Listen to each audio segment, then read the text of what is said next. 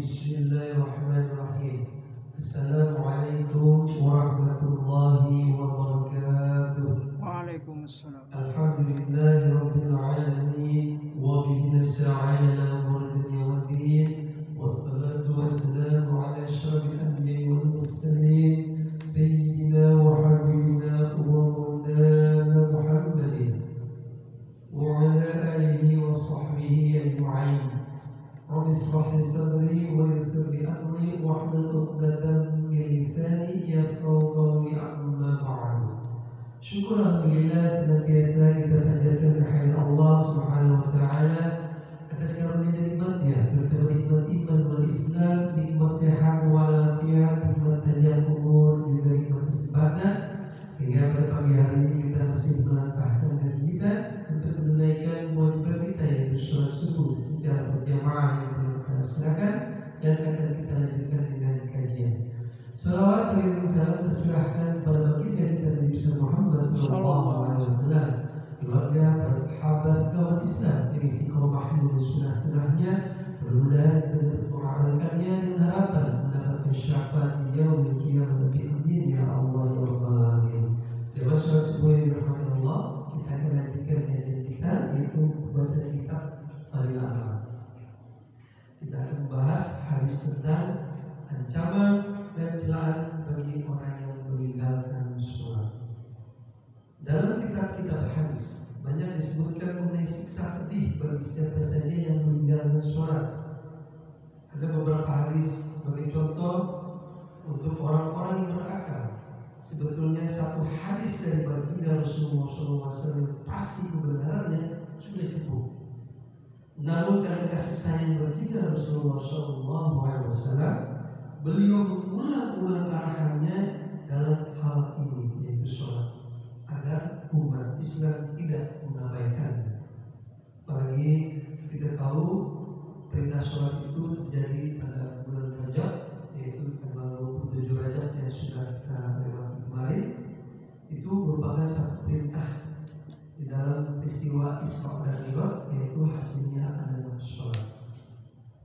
Namun keadaan kita patut disayangkan, meskipun baginda Rasulullah SAW sangat memperhatikan masalah sholat, kita tidak memperhatikan.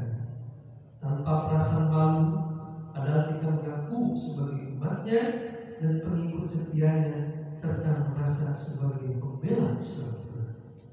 Dan hadis yang diriwayatkan oleh Ahmad dan Muslim yang artinya dari Sayyidina Jabir bin Abdullah radhiyallahu anhu yang berkata, baginda Rasulullah SAW bersabda, dengan meninggalkan sholat tidak ada lagi pemisah antara seorang muslim dengan kekufuran. Dalam riwayat lain disebutkan, dengan meninggalkan sholat tidak ada lagi pemisah antara seseorang dengan syirik dan kufur. Dan dalam riwayat lain juga, dengan meninggalkan sholat tidak ada lagi pemisah antara iman dan kufur. Masih banyak hadis lain mengenai hal ini. Baginda Nabi SAW bersabda, bersegeralah sholat ketika hari minggu. Barang siapa meninggalkan sholat dia menjadi kafir. Maksudnya adalah jangan sampai karena cuaca mendung saja membuat kita tidak mengetahui waktu sholat yang tepat sehingga sholat terlewatkan.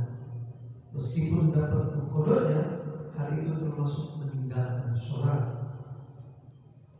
Betapa keras sabda baginda Nabi SAW sehingga beliau mengatakan bahwa orang yang meninggalkan sholat dihukumi kufur, meskipun sebagian ulama berpendapat bahwa hukum kufur dijatuhkan kepada orang yang meninggalkan sholat karena mengingkarinya.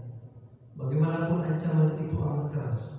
Oleh karena itu, barang siapa hatinya mengagungkan baginda Nabi SAW dan sabda-sabdanya, maka peringatan itu sudah keras sekali baginya. Selain sabda baginda Nabi SAW di atas, para sahabat seperti Sayyidina Umar, Sayyidina Ibnu Mas'ud dan Sayyidina Ibnu Abbas radhiyallahu anhu dan yang lain juga berpendapat bahwa orang yang meninggalkan sholat tanpa uzur dan dengan sengaja berarti telah kafir. Demikian pula dengan pendapat Imam Ahmad bin Hanbal, Syekh Ishaq bin Rahwi dan Syekh Ibnu Mubarak rahmatullah alaih. Semoga Allah dalam menjaga kita dari perbuatan tersebut. 7 nasihat bagi Rasulullah SAW. Diriwayatkan dari Sayyidina Ubadah bin Sa'd radhiyallahu anhu yang berkata, kekasihku bagi Rasulullah SAW berwasiat kepadaku dengan 7 hal. 4 di antaranya. 1. Jangan menyebutkan Allah Subhanahu wa taala dengan apapun, walaupun kamu dipotong-potong, dibakar tulisannya. 2. Janganlah meninggalkan sholat dengan sengaja, karena barang siapa sengaja meninggalkan sholat, sungguh ia telah keluar dari agama. 3. Janganlah bermaksiat, karena maksiat itu menyebabkan murka Allah Subhanahu wa taala. Dan yang 4, janganlah khamar atau minuman keras, karena sesungguhnya ia adalah pangkal segala dosa. Hadis riwayat Tabrani dari kitab At-Tabari. Sayyidina Abu Darda radhiyallahu anhu meriwayatkan hadis yang sama.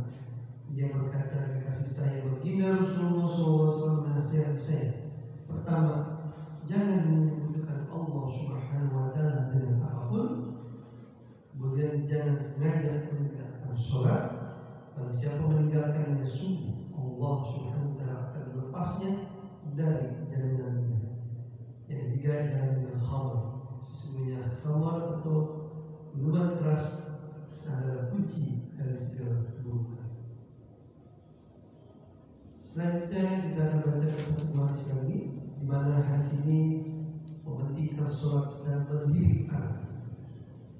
Dari Sayyidina Mu'adz bin Jabal radhiyallahu anhu berkata, baginda Rasulullah SAW berwasiat kepada 10 perkara.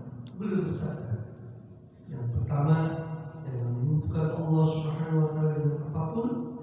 Yang kedua, jangan mendurhakai orang tuamu meskipun mereka memintakan kamu harus berpisah dengan istri dan hartamu.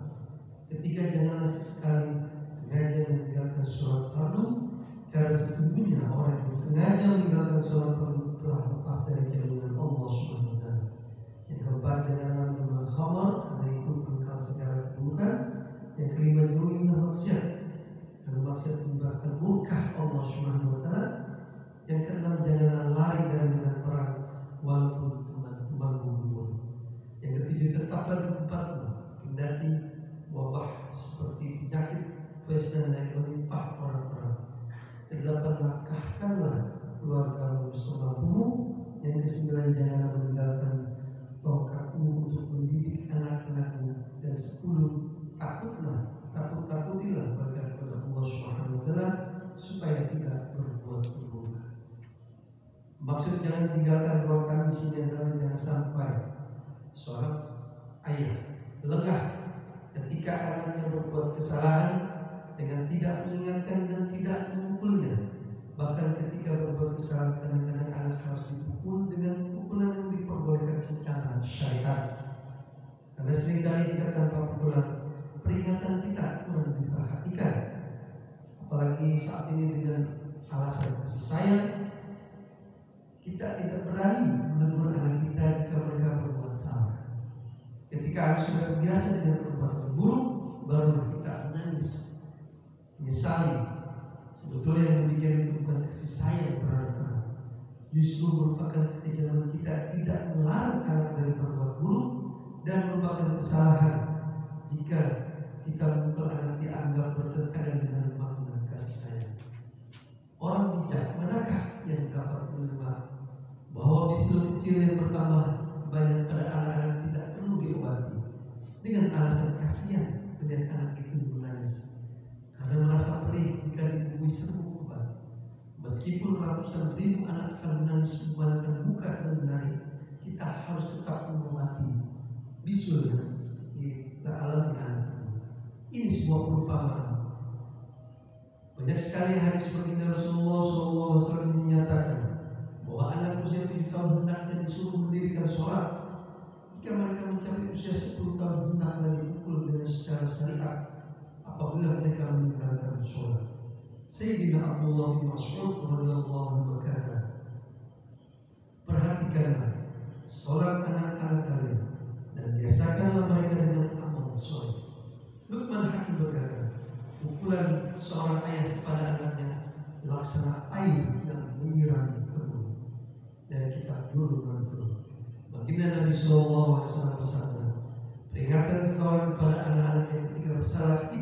baik daripada bersedekah satu sok.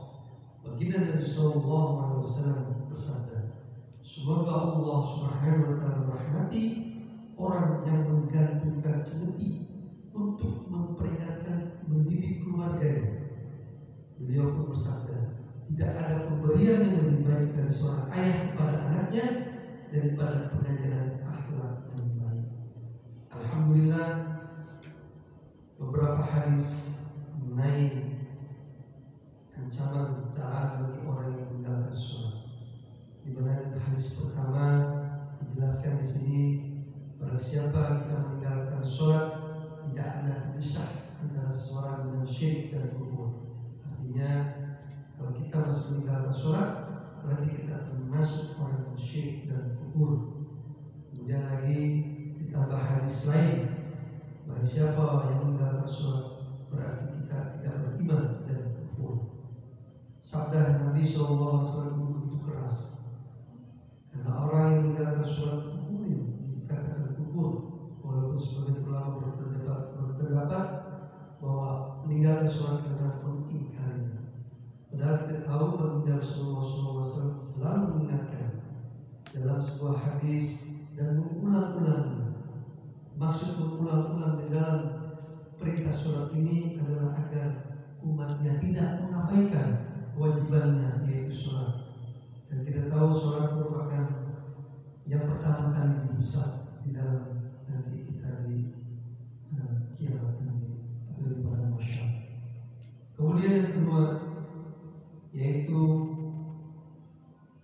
hadis mengenai mementingkan sholat sekaligus mendidik anak. Jelas sekali di sini bagaimana peran seorang ayah di dalam keluarga untuk mendidik anak-anaknya, bahkan untuk sekaligus secara umum keluarganya. Bagaimanapun mereka berhasil atau tidaknya seorang anak ditentukan juga bagaimana pendidikan oleh orang tuanya. Dan mengenai hal sholat, ini sangat jelas sekali hadis yang disampaikan baginda Rasulullah SAW, yaitu peringatan seseorang kepada anak-anaknya ketika bersalah itu lebih baik daripada bersedekah satu sok. Karena pentingnya seorang tua kepada anak-anaknya untuk mendidik, terutama dalam beribadah sholat. Bahkan di sini dijelaskan apabila anak sudah masuk usia 7 tahun disuruh mendirikan sholat. Bahkan mencapai 10 tahun mereka sudah kalau di sini dijelaskan dipukul secara syariat agar mereka bisa melakukan sholat. Dan tentunya bagi kita yang sudah lebih daripada usia yang disebutkan ini 7 tahun atau 10 tahun, seharusnya sudah bisa melaksanakan sholat dengan baik. Apalagi di sini dijelaskan analoginya bahwa kita melakukan sholat ini merupakan satu kewajiban.